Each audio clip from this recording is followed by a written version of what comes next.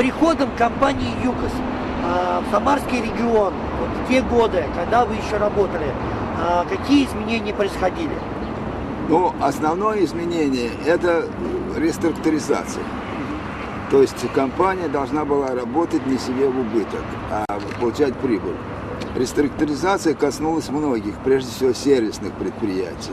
Им досталось по большому счету, поскольку, ну, вы понимаете, свободное плавание, безработица и другое. В общем, а потом постепенно все это наладилось.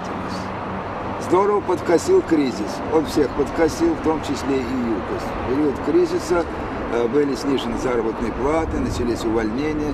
Все это досталось всем нам, ну, на всю катушку. А уже после 2000 года все пошло опять налаживаться. ЮКОС вошел в силу. Ходорковский понял, что необходимо налаживать связь с массами, необходимо налаживать связь с профсоюзом, с организацией, которая действительно защищает интересы рабочих, работников. И здесь нужен контакт. Появился коллективный договор, который стал нормативно все обеспечивать, организовывать. То есть там все записано, что должен делать работодатель, что должны выполнять работники. Все эти взаимные обязательства стали выполняться, и дело пошло на лад. И какова роль компании ЮКОС и лично Ходорковского вообще в становлении ветеранского движения в Самарской губернии? Ну, я думаю, что в первую очередь это, конечно, Ходорковский. Вот. Он поддержал идею создания ветеранского движения. И эта идея была реализована очень быстро. Уже в 2000 году у нас появился совет, как юридическое лицо. Первым председателем совета был герой социалистического труда Иван Григорьевич Фёклов. Это известная наша личность, буровой мастер. Вот. Он вообще очень известная личность в Самаре. Он был у нас депутат Верховного Совета, и многих других должностей.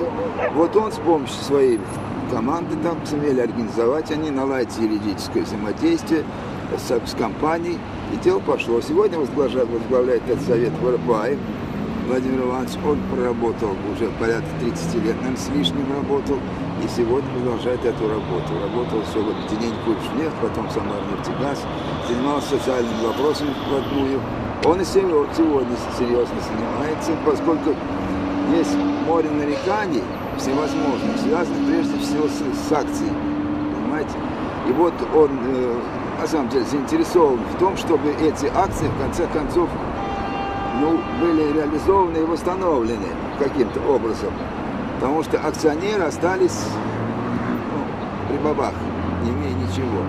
У нас достаточно большое количество акционеров ЮКОСа, и когда ЮКОС ушел с арены, все эти акции пропали.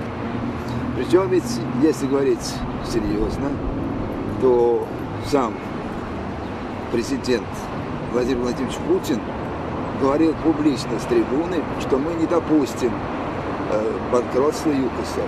Но, увы, сумели допустить. Понимаете? Вот я пенсионер, мне бояться нечего. Поэтому я думаю, что тут, конечно, была допущена ошибка. ЮКОС была наиболее сильная компания нефтяная, наиболее организованная. Мы впервые перешли на компьютерную технику в полном объеме. Весь документооборот, все перешло на компьютер. Это был серьезный шаг, значительный шаг в пользу европеизации, в смысле переход на европейские стандарты. Вот так, мне думается, я считаю так. Как вы считаете, все-таки вот развал компании ЮКОС и дело Ходорковского — это политическое или все-таки экономическое? Ну, мне думается, что все-таки здесь замешана в первую очередь политика, поскольку экономически компания была очень сильна и крепко стояла на ногах. А то, что касается там каких-то связанных как будто якобы с какими-то нарушениями финансовой дисциплины, то интересно спросить, а кто их не нарушал? Потому что законы были расплывчатые, и нарушали практически все. И если взять по большому счету, то сегодня нет такого человека, включая хоть там Чубайс, хоть Богданчиков, хоть кого, которые не нарушали эти законы. Спасибо огромное. Пожалуйста. Я Александр Дмитриевич Христенко, в прошлом ведущий инженер производственное отдела по добыче нефти, акционерного общества «Самара-нефтегаз». Вам как-то приходилось сталкиваться с компанией ЮКОС в Самаре? С компанией ЮКОС особенно мне, я с ее программами и этим не знаком, но вот что касается социальных вот программ, которые вот повлияли в какой-то степени на жизнь пенсионеров, это я могу немного рассказать в том смысле, что тогда, когда деятельность осуществлялась нормально, то вот именно до пенсионеров доходили, вот выделялись путевки на базу отдыха самого ЮКОСа. Это здесь Сосенки, непосредственно в Самарской области, Волжские зори. И даже выделялись путевки в санатории в городе Сочи. И туда ездили многие наши ветераны труда. И отдохнули, и были довольны. Да, и в те времена организовывалось побольше, как говорится, выездов именно на организованные мероприятия, связанные с отдыхом, вот именно ветеранов, пенсионеров, на пароходах или другим путем.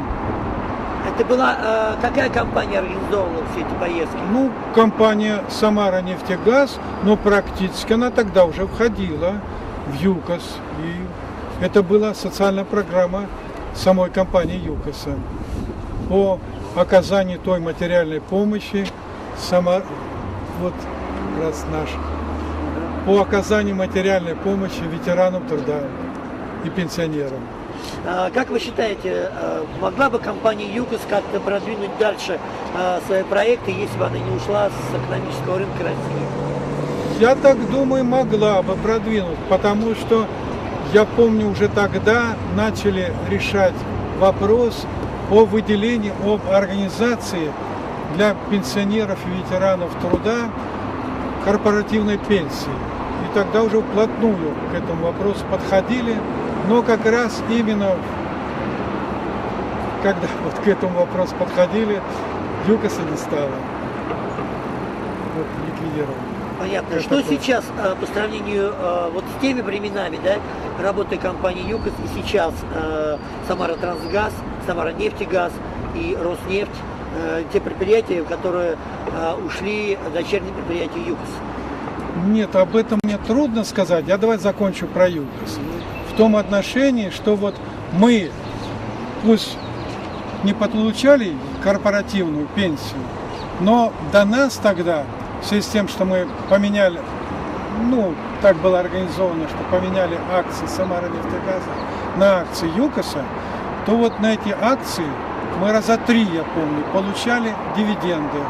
И дивиденды ощутимые, особенно предпоследние и последние дивиденды. И вот стоило ЮКОСу прекратить существование, конечно, эти акции как бы ликвидировались, аннулировались, и мы вот дивиденды и никакой корпоративной пенсии нам практически сейчас не выплачивается. А что говорят вот, в тех организациях, где ваши акции сейчас приписаны? Ну, там организации, я знаю, ветераны многие обращались, вплоть до премьер-министра и президента в письменной форме. И говорят, что на акции не осталось средств для того, чтобы их выкупить. И этот вопрос повис в воздухе. И вопрос с акциями так до сих пор не решен. Если мы не акционеры ЮКОСа, а организация «Самара-нефтегаз» как таковая существует, то у нас были акции именно акционерного общества «Самара-нефтегаз». Давайте восстановим тогда эти акции и будем дивиденды или что причитается получать именно вот по тем акциям тогда. Вот такая. Вам отказывают? Отказывают, конечно. Почему причина? Ой, причина объясняет так, что раз ликвидировано акционерное общество ЮКОС, то заодно и ликвидированы и акции.